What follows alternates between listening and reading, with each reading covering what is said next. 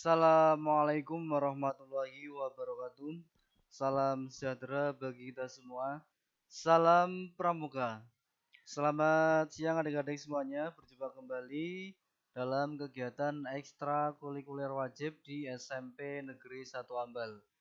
Oke, pada kesempatan kali ini kita nanti akan belajar yaitu mengenai tentang macam-macam emosi. Pada adik-adik semua di rumah, silakan bisa dibuka bukunya bab 5 ya. Ada macam-macam emosi.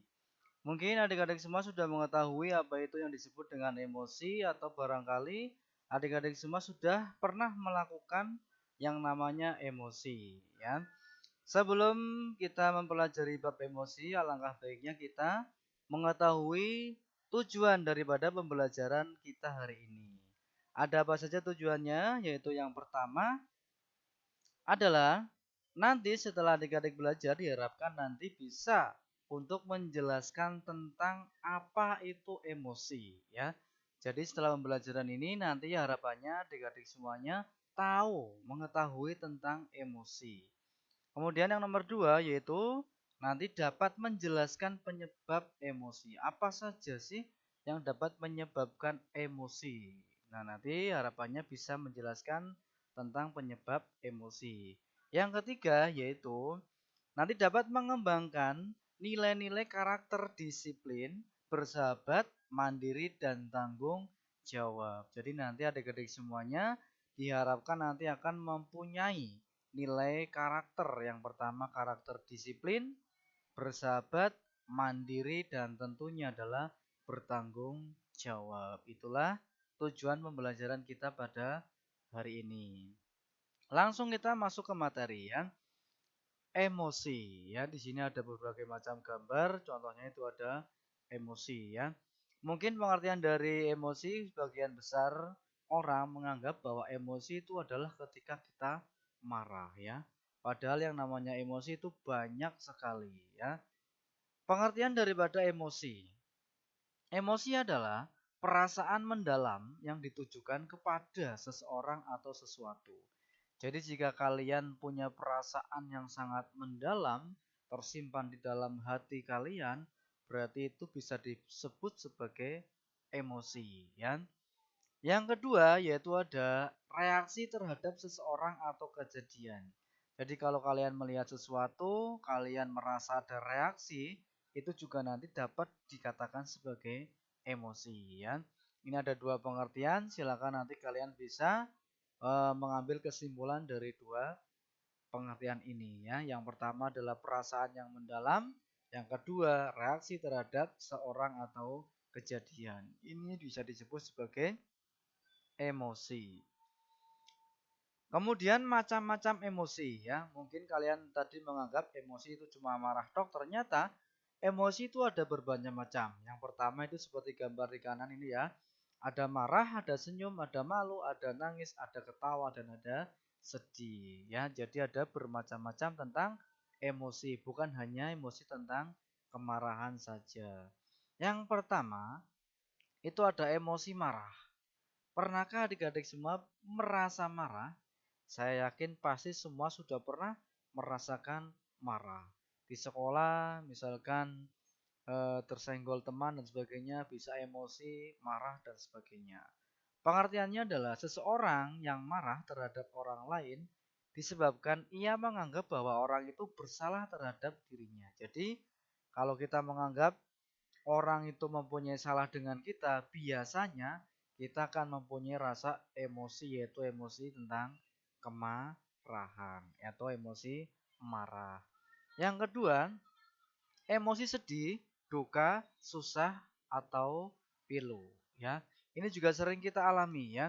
Kita kadang merasa sedih, kadang kita juga berduka, kadang merasa susah ataupun merasa pilu. Semua orang yang mengalami musibah pasti akan merasa sedih. Coba adik-adik semua sudah pernah mengalami musibah atau belum ya? Misalkan jatuh dari sepeda atau terpleset dan lainnya. Pasti kalau sudah mengalami musibah pasti akan merasa sedih. Inilah yang disebut dengan emosi sedih ya. Karena sedih, seseorang bisa menangis, bisa mengurung diri di dalam kamar, dan tidak mau bergaul dengan orang lain. Jadi nanti efeknya atau dampak dari emosi ini nanti bisa menyebabkan sedih, menangis, mengurung diri, atau bahkan tidak mau bergaul dengan orang lain.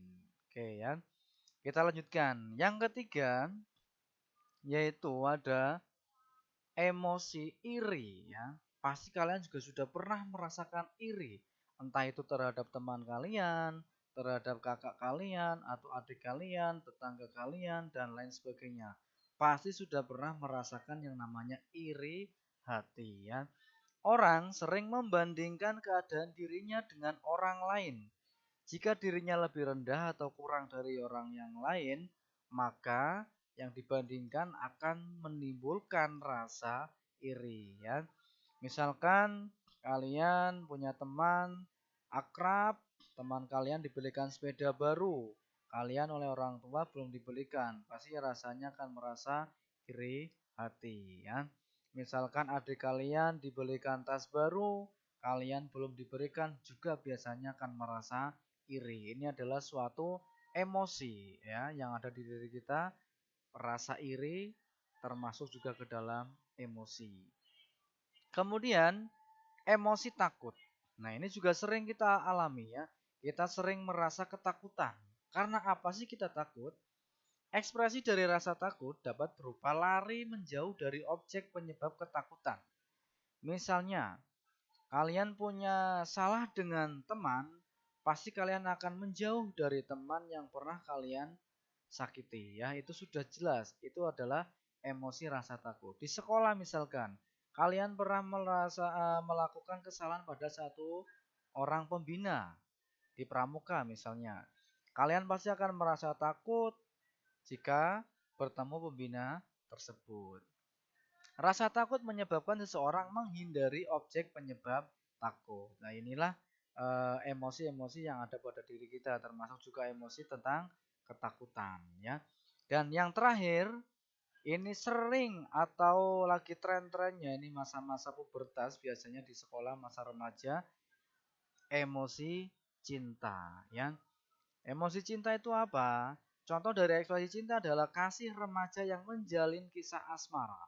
Jadi biasanya pada tahap ini kita atau kalian adik-adik semua ini akan mulai muncul rasa lawan jenis ya, rasa cinta terhadap lawan jenis. Ini namanya adalah emosi cinta, kisah remaja yang akan menjalin asmara. Oke, itu tadi ada 5 macam-macam emosi. Kemudian setelah kita mengetahui 5 macam-macam emosi, tentunya kita itu bisa untuk mengendalikan diri kita supaya kita tidak terpancing dengan emosi sehingga nanti akan menyebabkan suatu hal yang tidak diinginkan.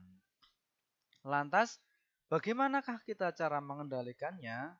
Ada kiat-kiatnya, yaitu yang pertama, setiap tindakan harus didasarkan pada akal sehat. Makanya dipikir dahulu sebelum melakukan sesuatu ya. Jadi, usahakan kita melakukan sesuatu itu berdasarkan sesuatu yang logis atau bisa dinalar oleh akal sehat. Makanya jangan gegabah ketika kita melakukan sesuatu. Yang kedua, berpikirlah tentang akibat yang mungkin terjadi. Jadi kalau kamu melakukan ini, akibatnya itu apa? Jadi kalian harus berpikir dulu sebelum bertindak. Intinya seperti itu. Yang ketiga, berusahalah untuk memaafkan orang lain. Nah, ini harus dimiliki oleh setiap jiwa orang pramuka ya. Selalu memaafkan kesalahan orang lain. Jadi kita tidak boleh menyimpan rasa dendam, tapi berusahalah untuk memaafkan orang lain. Dengan memaafkan kita nanti akan mempunyai banyak teman, sahabat, dan yang lain-lainnya. Oke ya. Sekian dulu untuk pertemuan kita pada kali ini. Mudah-mudahan ada manfaatnya. Kemudian pesan dari kakak, silakan jaga emosional kalian ya. Tetap menjaga kesehatan dengan cara adaptasi kebiasaan yang baru, yaitu yang pertama wajib memakai masker, tetap jaga jarak,